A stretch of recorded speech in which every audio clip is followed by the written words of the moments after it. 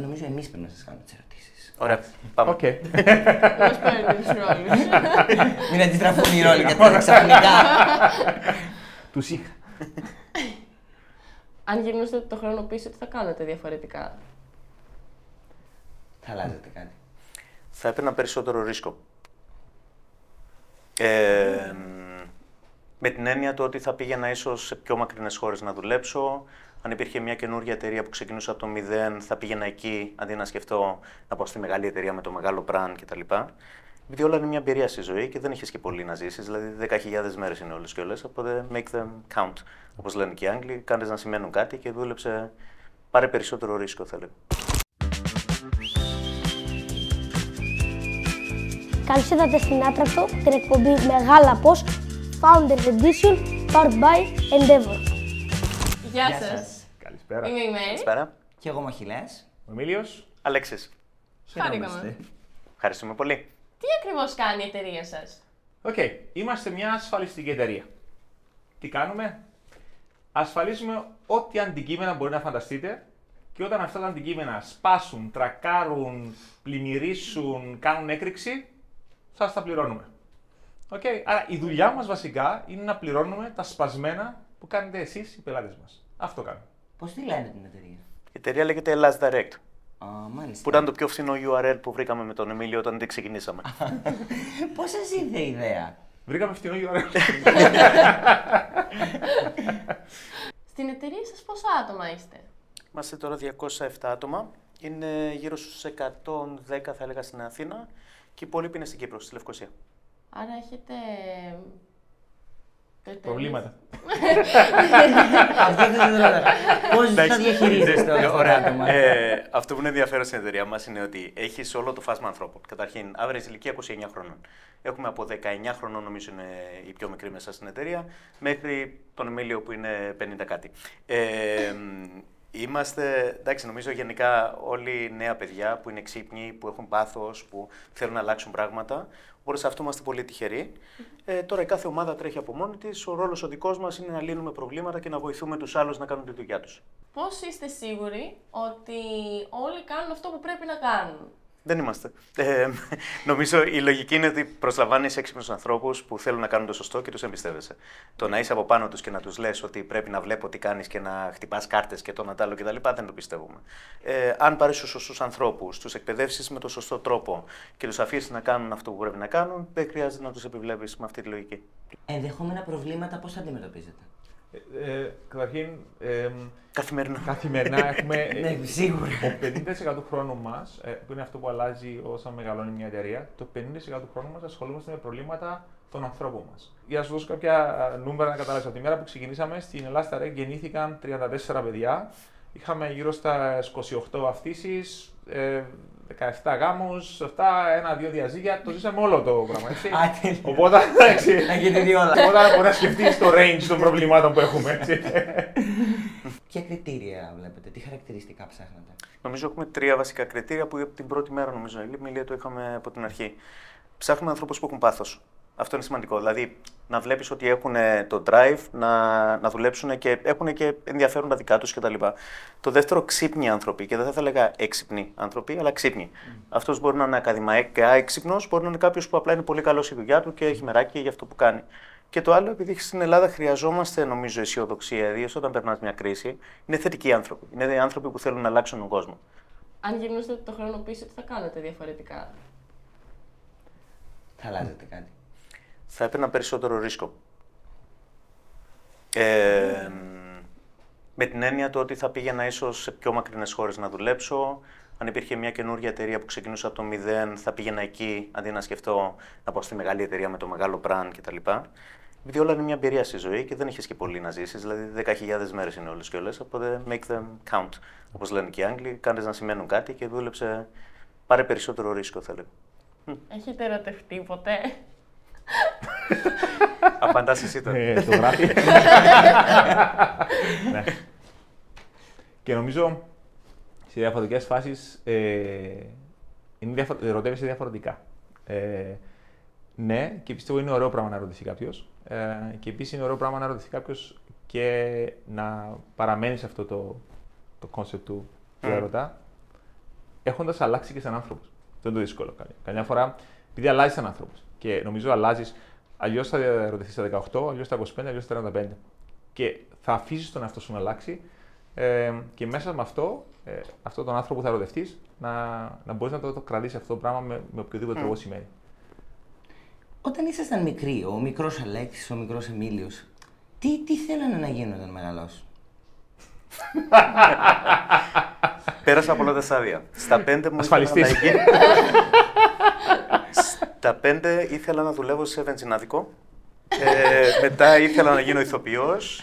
Πέρασα από ένα φεγγάρι που ήθελα να πάω στο στρατό. Δηλαδή ήμουνα στο στρατό αναγκαστικά και κάπως έλεγα λες να μείνω. Και μετά νομίζω ήθελα γενικά να ξεκινήσω κάτι δικό μου. Οπότε νομίζω από μικρή ηλικία μου μπήκε λίγο το δαιμόνιο του να ξεκινήσω κάτι. Εσύ? Και εγώ άλλαξα πολλά πράγματα. Βενζινάδικο. Ναι, σχεδόν βενζινάδικο. Αυτό που περάσαμε και οι δυο μας και φίλοι που έχουν δικές τους δουλειές τώρα κτλ. Δεν είναι απλά θέλαμε. Κάναμε αυτά που θέλαμε. Δηλαδή, δουλέψαμε σε πάρα πολλές δουλειές. Δηλαδή, δουλέψαμε και σε μπαρ, δουλέψαμε και σε βενζινάδικα. Εγώ παίζα μουσική σε μπουάτ. Στο Λονδίνο που ζούσα, έπαιζα και μουσική. Αλλά ήμουνα security. Κάναμε πολλά πράγματα. Το οποίο σε αυτό το κομμάτι ζήσε το, κάντο. Και κάντο σε πολλές διαφορετικές φάσεις ζωής σου, έτσι ώστε να μην είναι απλά μια εμπειρία που να λες θα ήθελα να ζήσω. Αυτό κάντο. Και ακόμα και επειδή εσείς θα αλλάξετε καλώς ή κακώς καριέρα 10 με 15 φορές. Αυτά λένε τα στατιστικά μοντέλα. Okay. Ξεκινά νωρίς, κάντο. Ποια είναι τα σημαντικά ωφέλη που πήρατε από το πανεπιστήμιο? Τρόπο σκέψης, φιλίες και το να ζήσεις σε μια άλλη χώρα. Για μένα τουλάχιστον. Δεν ξέρω. Για σένα? Πολύ ωραία πάρτι. Είναι η μία πλευρά και άλλη πλευρά. Όπως το λες. Σίγουρα είναι οι σχέσεις και οι φιλίες που κρατάς. Δεν είναι η γνώση. Και το λέω από τη δικιά μου πλευρά ότι πραγματικά δεν θυμάμαι τι έκανα στο πανεπιστήμιο. Και αν αυτά που έκανα στο πανεπιστήμιο ήταν σχετικά με τη ζωή μας τώρα. Okay. Σας χρειάστηκαν, ναι. Σε χρειάζεται να βρεις την πρώτη σου δουλειά. Και μετά συνεχίζεις τη ζωή σου από εκεί. Αλλά ναι, είναι οι φιλίες, είναι οι σχέσεις, όλα αυτά που κρατάς από τότε. Μετανιώνετε για κάτι που δεν κάνατε ως φοιτητές? Θα ήθελα να ταξιδέψω περισσότερο, οπότε σε κάποια φάση της ζωής μου νομίζω θα το κάνω, αλλά μέχρι εκεί. Και νομίζω, μεγαλώνοντας, για να είσαι ευτυχισμένος, πρέπει να έχεις μετανιώσει λιγότερο. Άρα κάνε τα actions για να μετανιώσεις λιγότερο. Δηλαδή θα μετανιώναμε τώρα αν δεν είχαμε κάνει την Ελλάς Direct. Θυμάμαι και τους δύο τέλος της δεκαετίας του 2008-2009, εκεί που ξέραμε ότι θέλουμε να κάνουμε κάτι δικό μας. Αν δεν το είχαμε κάνει και ήμασταν ακόμα στο Λονδίνο, σίγουρα θα ήμασταν μια χαρά εκεί που ήμασταν, αλλά θα είχαμε μετανιώσει για αυτό το κομμάτι. Ανήσυχα πνεύματα. Ανήσυχα πνεύματα. Είναι δύσκολο να συνδυάσετε την επαγγελματική σας ζωή με την προσωπική? Ναι, είναι δύσκολο. Ναι. Είναι πολύ δύσκολο. Και νομίζω τα πράγματα που το κάνουν πιο εύκολο είναι να σου αρέσει καταρχήν η επαγγελματική σου ζωή. Αν είσαι ευτυχισμένος με αυτό που κάνεις, αρχίζεις με ένα θετικό πρόσημο. Αν δεν σου αρέσει η επαγγελματική σου ζωή, τότε έχουμε κάποια θεματάκια. Και το δεύτερο επίσης είναι ο partner σου, η γύρω σου, η οικογένεια σου να καταλάβουν ότι αυτό που κάνεις είναι αυτό που σου αρέσει και να είναι και αυτοί σωστοί, ένθερμοι υποστηρικτές αυτού που κάνεις. Δεν είμαστε καλοί στις χώρες μας στο δεύτερο το κομμάτι. Αν πείτε εσείς στους γύρω σας, στην οικογένεια σας, πάω να δουλέψω για ένα καλοκαίρι στο Βιετνάμ, σαν χώρα θα πούμε τι σκάτα κάνω αυτό, γιατί θα το κάνω αυτό το πράγμα. Και είμαστε πολύ του στάνταρτ. Όταν εμείς τους είπαμε για πρώτη φορά θα φύγουμε από την Αγγλία στην ηλικία των 38, έχοντας δουλέψει 20 χρόνια, θα κάνουμε κάτι δικό μας. Νομίζω σε ποιους? Στους γονείς μας, στους γύρω μας, στους φίλους κλπ. Πραγματικά μαζευτήκαν όλοι και είπανε σίγουρα έχουν μουρλαθεί.